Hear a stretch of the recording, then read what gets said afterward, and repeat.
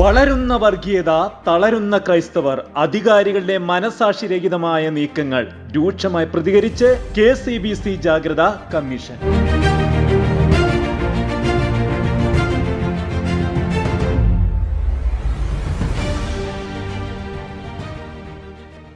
നിർണായകമായ ഒരു പൊതു തെരഞ്ഞെടുപ്പിലേക്ക് നമ്മുടെ രാജ്യം നടന്നെടുക്കുമ്പോൾ ശ്രദ്ധേയമാകുന്ന ഒരു വസ്തുത വിവിധ സംസ്ഥാനങ്ങളിൽ പ്രകടമായിരിക്കുന്ന വർഗീയ ധ്രുവീകരണവും വിദ്വേഷ ചിന്തകളുടെ വ്യാപനവുമാണ്. തൽഫലമായ ആൾക്കൂട്ട ആക്രമണങ്ങളുടെയും കയ്യേറ്റങ്ങളുടെയും വാർത്തകൾ കേൾക്കാത്ത ഒരു ദിവസം പോലുമില്ല എന്ന സ്ഥിതി ഇപ്പോൾ സംജാതമായിരിക്കുന്നു. ഈ നാട്ടിലെ ന്യൂനപക്ഷ മതവിഭാഗങ്ങൾ കടുത്ത അരക്ഷിതാവസ്ഥയിൽ ജീവിക്കുന്ന സാഹചര്യം ഇപ്പോൾ നിലവിലുണ്ട്. പ്രത്യേകമായി ക്രൈസ്തവ സ്ഥാപനങ്ങൾക്കും ക്രൈസ്തവ മിഷണറിമാർക്കും എതിരായ നീക്കങ്ങൾ തുടർക്കഥയായി മാറിയിരിക്കുന്നു. മുൻപ് ഒരിക്കലുമില്ലാത്ത രീതിയിൽ മതപരമായ തലത്തിൽ ജനവിഭാഗങ്ങൾ തമ്മിൽ അകൽച്ച രൂപപ്പെട്ടുകൊണ്ടിരിക്കുന്നത് വലിയൊരു അപായ സൂചനയാണ്. കഴിഞ്ഞ ഏതാനും ആഴ്ചകൾക്കിടയിൽ മാത്രം വിവിധ സംസ്ഥാനങ്ങളിൽ ക്രൈസ്തവർക്കെതിരെ നടന്ന നീക്കങ്ങളും അതിക്രമങ്ങളും പലതാണ്.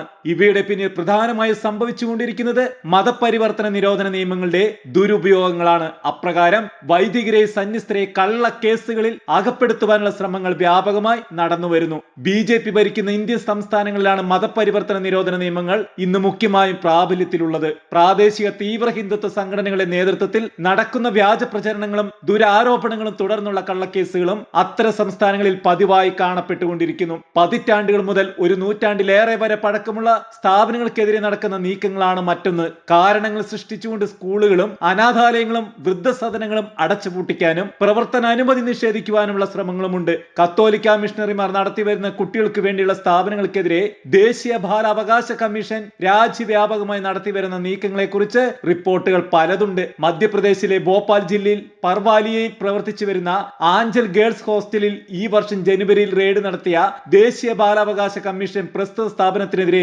ഗുരുതരമായ ആരോപണങ്ങൾ ഉന്നയിക്കുകയും ഡയറക്ടർ ഫാദർ അനിൽ മാത്യുവിനെ കേസിൽ അകപ്പെടുത്തുകയും ഉണ്ടായിരുന്നു. ഉന്നയിക്കപ്പെട്ട ആരോപണങ്ങൾ അടിസ്ഥാനരഹിതമാണെന്ന് മണിക്കൂറുകൾക്കുള്ളിൽ വ്യക്തമായിരുന്നുവെങ്കിലും ഫാദർ അനിലിന് ദിവസങ്ങളോളം ജയിലിൽ കഴിയേണ്ടതായി വന്നു. കഴിഞ്ഞ ജൂലൈ മാസത്തിൽ മധ്യപ്രദേശിലെ ജാബുവയിലും 2021 ഗുജറാത്തിലെ വഡോദരയിലും കത്തോലിക്ക സന്യാസിനിമാർ നടത്തി വന്നിരുന്ന അനാഥാലയങ്ങൾ ദേശീയ ബാലാവകാശ കമ്മീഷൻ നടത്തിയ റെയ്ഡിനെ തുടർന്ന് സന്യാസിനിമാർ കേസിൽ അകപ്പെടുത്തുകയും ജയിലിലാവുകയും ചെയ്തിരുന്നു. 2021 മെയ് മാസത്തിൽ മധ്യപ്രദേശിലെ തന്നെ സേവാധാം ഓർഫനേജിൽ നടന്ന റെയ്ഡിനെ തുടർന്ന് കത്തോലിക്ക വൈദികർ കേസിൽ പെടുകയുണ്ടായി. ക്രൈസ്തവ സ്ഥാപനങ്ങൾക്കെതിരെയുള്ള മനസാക്ഷിരഹിതമായ നീക്കങ്ങൾ പരിധികൾ ലംഘിച്ചിരിക്കുന്നതിന് ഉദാഹരണങ്ങൾ പലതുണ്ട്. ചണ്ഡീഗഡിൽ 44 വർഷങ്ങളായി പ്രവർത്തിച്ചു വരുന്ന മിഷണറീസ് ഓഫ് ചാരിറ്റി സന്യാസിനിമാരുടെ അഗതി മന്ദിരത്തിന് ഒരു മാസം മുമ്പ് അധികൃതർ പിഴയിട്ടത് 5.4 കോടി രൂപ. കെട്ടിട നിർമ്മാണ ചട്ടങ്ങൾക്ക് വിരുദ്ധമായി ചെടികളും പച്ചക്കറികളും വച്ചുപിടിപ്പിച്ചു എന്നുള്ളതായിരുന്നു അതിനവർ കാരണമായി പറഞ്ഞത്. വളരെ വർഷങ്ങളായി സ്തുത്യർഹമായ രീതിയിൽ പ്രവർത്തിച്ചു വന്നിട്ടുള്ള നിരാലംബരായ അനേകർക്ക് ആശ്രമമായി മാറിയ സ്ഥാപനങ്ങളാണ് മേൽപ്പറഞ്ഞവയെല്ലാം. അത്യന്ത ശത്രുതാപരമായ നീക്കങ്ങളാണ് ക്രൈസ്തവ സ്ഥാപനങ്ങളാണെന്ന ഒരൊറ്റ കാരണത്താൽ ഇത്തരം സ്ഥാപനങ്ങൾക്കെതിരെ വിവിധ സ്ഥാപനങ്ങളിൽ ഇപ്പോൾ നടന്നുകൊണ്ടിരിക്കുന്നത്. കേന്ദ്രഭരണ പ്രദേശമായ ജമ്മു കാശ്മീരിൽ 100-ലേറെ വർഷങ്ങൾ പഴക്കമുള്ള ഒരു മിഷണറി സ്കൂളിന്റെ പ്രവർത്തനാനുമതി തടയപ്പെട്ടത് അടുത്തിടെയാണ്. ഉത്തർപ്രദേശിലെ ലക്നൗ രൂപതയുടെ സോഷ്യൽ സർവീസ് വിഭാഗത്തിന് കീഴിലുള്ള ഒരു ഹാൾ ക്രൈസ്തവ സംഘടനയുടെ പരിപാടിക്ക് വിട്ടുകൊടുത്തു എന്ന കാരണത്താലാണ് social service director father Dominic ഏതാനും ദിവസങ്ങൾക്ക് മുമ്പ് അറസ്റ്റിലായത്. മതപരിവർത്തനം എന്ന വ്യാജാരോപണമായിരുന്നു വൈദികൻ ഉൾപ്പെടെ 10 പേർ അറസ്റ്റ് ചെയ്യപ്പെടാൻ കാരണമായത്. വ്യക്തികൾക്ക് സ്ഥാപനങ്ങൾക്കും എതിരെയുള്ള നീക്കങ്ങൾ ഒരേ സമയം തന്നെ വിവിധ രീതികളിലാണ് നടന്നു വരുന്നത്. ഒട്ടേറെ സാമൂഹ്യ സേവന പ്രവർത്തനങ്ങൾ നടത്തി വരുന്ന വിവിധ സംവിധാനങ്ങൾക്കെതിരെയുള്ള നീക്കങ്ങൾ പ്രത്യേകമായുണ്ട്.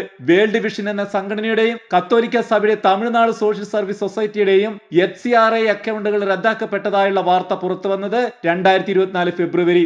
ജാതി മതഭേദമന്യേ രാജ്യത്തെ പാവപ്പെട്ടവർക്ക് വേണ്ടി നിസ്വാർത്ഥ സേവനം ചെയ്തു വന്നിരുന്ന ക്രൈസ്തവ സംഘടനകളുടെയും സ്ഥാപനങ്ങളുടെയും പ്രവർത്തനം തടസ്സപ്പെടുത്തുവാനുള്ള ബോധപൂർവമായ ശ്രമങ്ങൾ ഇത്തരം നീക്കങ്ങളിലെല്ലാം പ്രകടമാണ്. ഒപ്പം ക്രൈസ്തവ സമൂഹത്തിനും ക്രൈസ്തവ മിഷണറിമാർക്കുമെതിരെ ജനവികാരം സൃഷ്ടിച്ചുകൊണ്ട് വലിയ വിഭാഗീയത രൂപപ്പെടുത്താനുള്ള ശ്രമങ്ങളുമുണ്ട്. അതിനുമപ്പുറമായി ക്രൈസ്തവ വിശ്വാസത്തിനും ക്രൈസ്തവ പ്രതീകങ്ങൾക്കും മേൽ അതീശത്വം സ്ഥാപിക്കുവാനുള്ള നീക്കങ്ങളും രാജ്യമെമ്പാടുമായി സജീവമാണ്. അയോധ്യ രാമക്ഷേത്രത്തിന്റെ പ്രതിഷ്ഠയോടനുബന്ധിച്ച് 2024 ജനുവരിയിൽ ഉത്തർപ്രദേശിലെ ഏതാനും ക്രൈസ്തവ ദേവാലയങ്ങൾക്ക് മുകളിൽ തീവ്ര ഹിന്ദുത്വവാദികൾ അതിക്രമിച്ചു കയറി കുരിശിനുമേൽ കാവിക്കൊടി നാട്ടിയ പ്രവൃത്തി രാജ്യാന്തര തലത്തിൽ തന്നെ വിമർശിക്കപ്പെടുകയുണ്ടായിരുന്നു.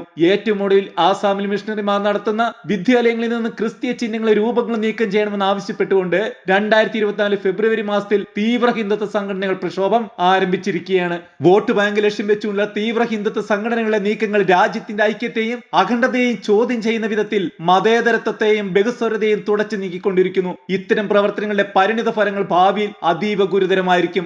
ആർട്ടിക്കിൾ 25 പ്രകാരം ഇന്ത്യയുടെ ഭരണഘടന ഉറപ്പു നൽകുന്ന മതസ്വാതന്ത്ര്യം എന്നത് ഒരുവന് സ്വീകാര്യമായ വിശ്വാസത്തിൽ ജീവിക്കുവാനുള്ള സ്വാതന്ത്ര്യത്തോടൊപ്പം അതിന്റെ പ്രഘോഷണത്തിനും പ്രചാരണത്തിനുമുള്ള സ്വാതന്ത്ര്യവുമാണ്. മറ്റു മതങ്ങളോടുള്ള ആദരവ് ഇന്ത്യൻ സംസ്കൃതിയുടെ ഭാഗമായിരുന്നിട്ടും വർഗീയ പ്രചാരണങ്ങളും അധികാരത്തിലേക്കുള്ള കുറുക്കു വഴിയായി മുഖ്യധാരാ രാഷ്ട്രീയ പാർട്ടികൾ പോലും കാണുന്നു. ഇന്ത്യയുടെ ഭരണഘടന മൗലിക അവകാശങ്ങളുടെ പട്ടികയിൽ മുഖ്യമായി എടുത്തു പറയുന്ന മതസ്വാതന്ത്ര്യം വിവിധയിടങ്ങളിൽ നിഷേധിക്കപ്പെടുകയും കലാപങ്ങളും ആൾക്കൂട്ട വിചാരണങ്ങളും ആക്രമണങ്ങളും മതത്തിന്റെ പേരിൽ വർദ്ധിച്ചു വരികയും ചെയ്യുന്നു. തീവ്ര സംഘടനകളുടെ മതപരമായ അസഹിഷ്ണുതയ്ക്ക് മുന്നിൽ സർക്കാരുകൾ കണ്ണടക്കുകയും അതിക്രമങ്ങൾക്ക് ഉദ്യോഗസ്ഥർ കൂട്ടുനിൽക്കുകയും ചെയ്യുന്ന സാഹചര്യങ്ങളാണ് ഇപ്പോൾ നിലനിൽക്കുന്നത്. മതപരിവർത്തനം എന്ന ആരോപണം ഉയർത്തി വ്യാപകമായ ആക്രമണങ്ങൾ നടന്നു വരുന്നത് പലപ്പോഴും സർക്കാർ സംവിധാനങ്ങളുടെ പിന്തുണയോടെയാണ്. ഒരു തിരിച്ചുവരവില്ലാത്ത രീതിയിൽ രാജ്യത്തിന്റെ സംസ്കാരത്തെയും പൈതൃകത്തെയും തച്ചുടച്ച് തങ്ങളുടേത് മാത്രമായ ഒരു സാമ്രാജ്യം സൃഷ്ടിക്കുവാനുള്ള ചിലരുടെ ഗൂഢനീക്കങ്ങൾ ഇത്തരം പ്രവർത്തനങ്ങൾക്ക് പിന്നിൽ സംശയിക്കാവുന്നതാണ്. പരിഷ്കൃത സമൂഹത്തിൽ മതപരിവർത്തനം കത്തോലിക്ക സഭയുടെ രീതിയോ മാർഗമോ അല്ല എന്ന്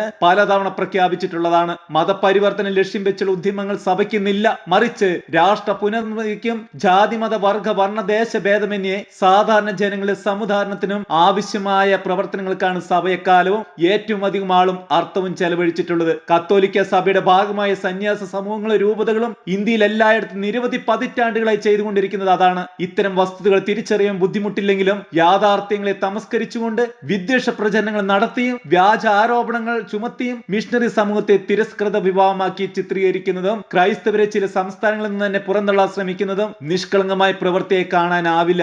അത്തരം നീക്കങ്ങളിലൂടെ ഘട്ടം ഘട്ടമായ തങ്ങളുടേത് മാത്രമായി ഒരു രാജ്യം സ്ഥാപിക്കുവാനുള്ള ശ്രമമാണ് അക്കൂട്ടർ നടത്തുന്നതെങ്കിൽ അത് ശാശ്വതമായ നേട്ടമായിരിക്കില്ല എന്നത് ചരിത്ര ലോകത്തെ പഠിപ്പിച്ചിട്ടുള്ള വസ്തുതയാണ്. അങ്ങനെ അല്ല എങ്കിൽ തീവ്ര ഹിന്ദുത്വ സംഘടനകളെ രാഷ്ട്രീയ പാർട്ടികൾ തള്ളിപ്പറയട്ടെ.